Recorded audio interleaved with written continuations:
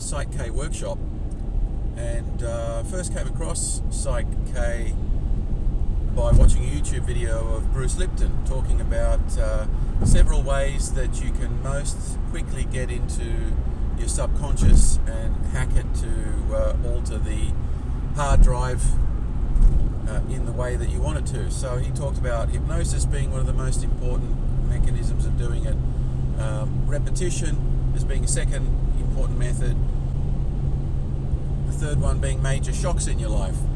And then he went on to talk about how there is a fourth way, which is the energy psychology modalities that are now becoming more and more popular.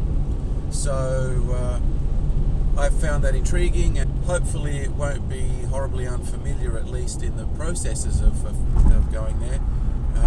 But let's see how we go. I'm optimistic that I might gain some insight this weekend into myself, into how to tap into my own subconscious and change some of my sabotaging belief systems, and hopefully I'll get a little bit out of this weekend that I can pass on to you and recommend it. So till then, we'll speak later. Cheers.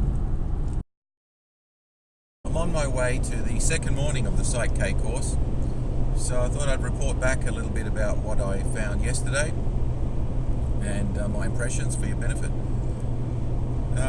So there were about 50 delegates or so, and it was all informally arranged. There were no tables, they're just chairs arranged in semicircles. The presenter was quite friendly and started off with a brief introduction, discussed a little bit about his background and his involvement in Psych K. Talked a little bit about the developer, Rob Williams, and his development of the technique. Although he didn't go into much detail, he mentioned that he was a psychologist and went through some frustration at programming a computer that had crashed on him, and went outside, had a bit of a dummy spit and a panic attack, and apparently was given some kind of divine revelation. So I thought that was a bit eyebrow raising. Given the way the technique's put together, I suspect there's a bit more involved in his learning and developing that than what was conveyed in the story. Nevertheless, we were made to sign a declaration that we wouldn't be using Psych K to treat medical conditions, that we wouldn't be making claims of healthcare that obviously could be making Psych K as a technique liable.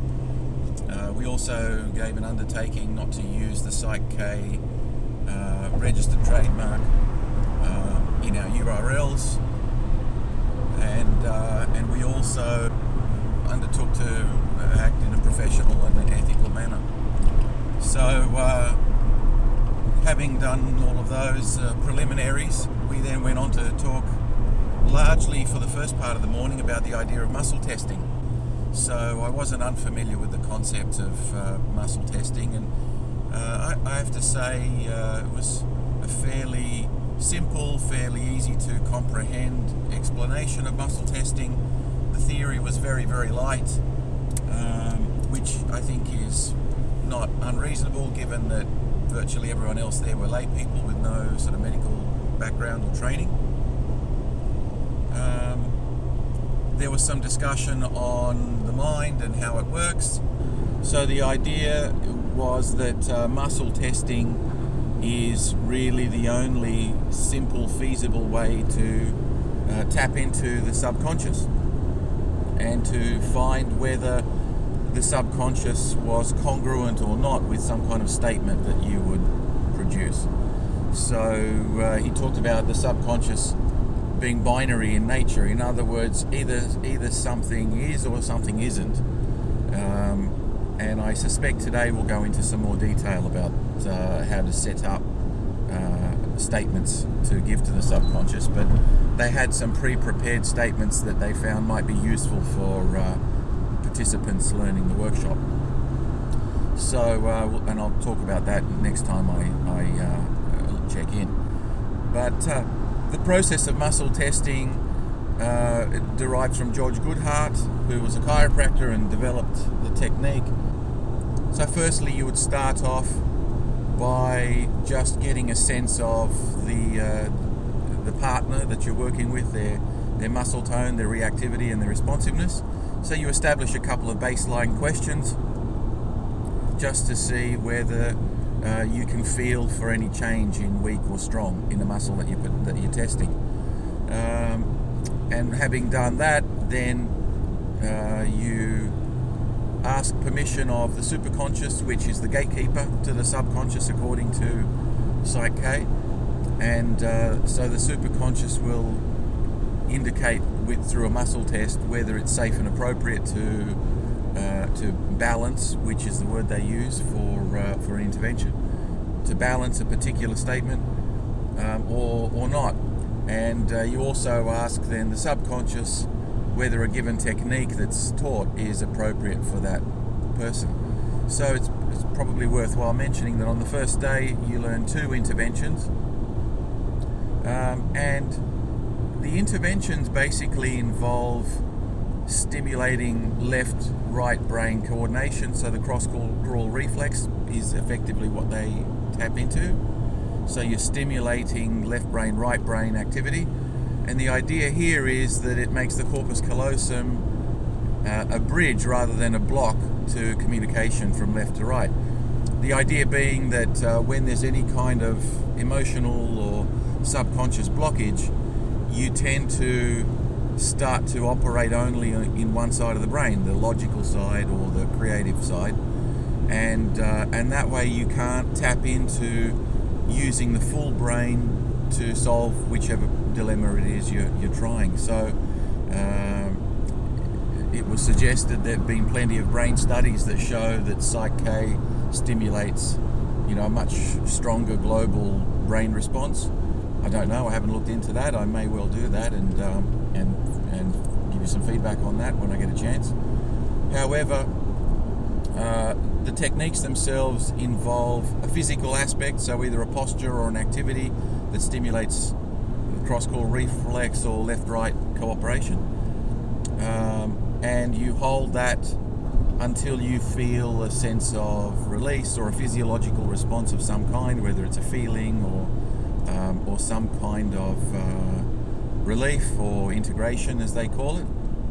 And then having done that, at the end of that, you retest it for the same statement, and if you show that you're strong, you do a little celebration, and that's the end of that balance. As I said, there were 2 techniques that were taught on the first day.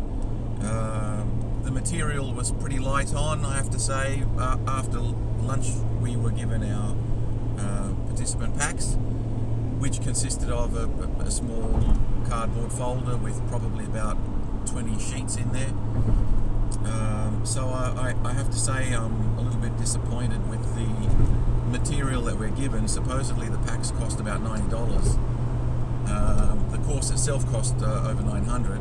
So for the money you would have expected to have got a little bit more meat to read in your private time. But there were about 20 sheets which had the protocols on them and a little bit of an introduction into the whole idea of muscle testing and the background of Psych K. To compare, I've done applied kinesiology and neuroemotional technique, and in one module of applied kinesiology, which goes over a weekend just as this one does, I probably would have got a theory, a bound theory pack with at least quadruple, if not 5 times more reading material and training. In neuroemotional technique, you would have got at least 10 times more material in a nice bound folder. So I have to say that the material you get given is fairly light on. I suppose they would say that it's intentionally simplified but not oversimplified, and that's fair enough if that's where they're coming from. But from my perspective, given that I'm a professional, I would have liked to have a little bit more to read and digest. But let's see how we go. So hopefully it'll be enough for my interest. And at the end of the day, we would have balanced 2 or 3 statements in the time that we had to practice, which is fair enough.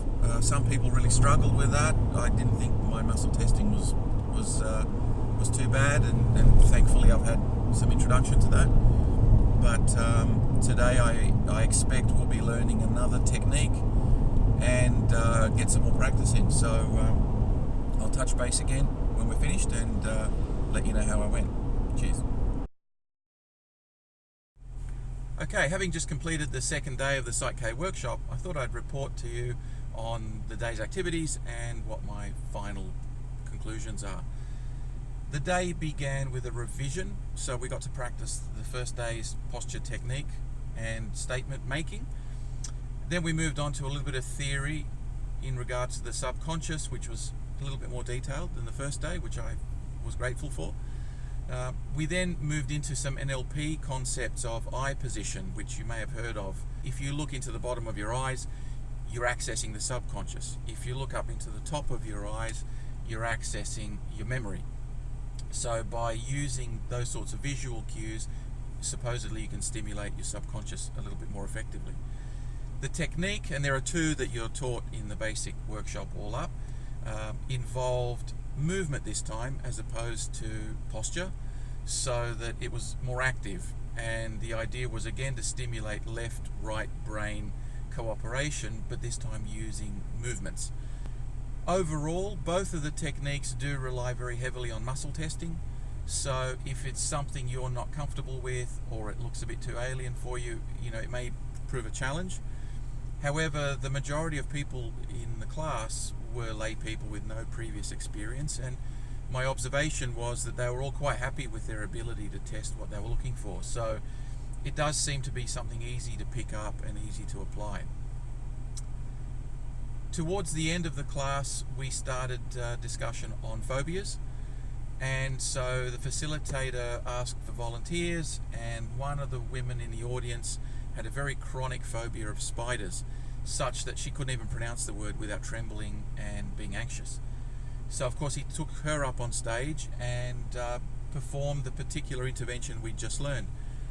And seriously, within 2 to 3 minutes, she was pronouncing the word spider with a perfectly calm demeanor. She was even giggling towards the end of it. She couldn't believe it herself. Certainly, I was very impressed towards the end of the second day, and I can say without reservation that I'd recommend the course. If you're looking at personal development and wanting to access your subconscious in a faster way than just through sheer rote willpower and repetition, Psych K might give you some added benefits and advantages.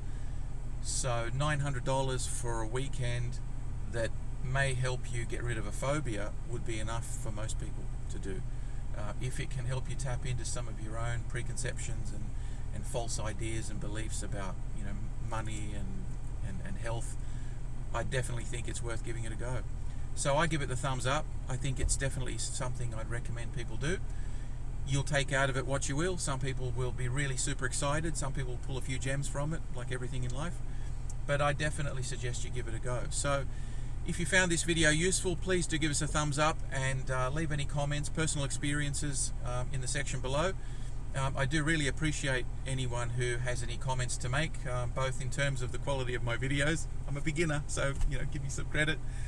Learning to do things is very difficult, so stretching out of your comfort zone is the way we grow. So helping me to grow and helping you to grow is what it's all about. So all the best, and until the next video, we'll see you later. Cheers.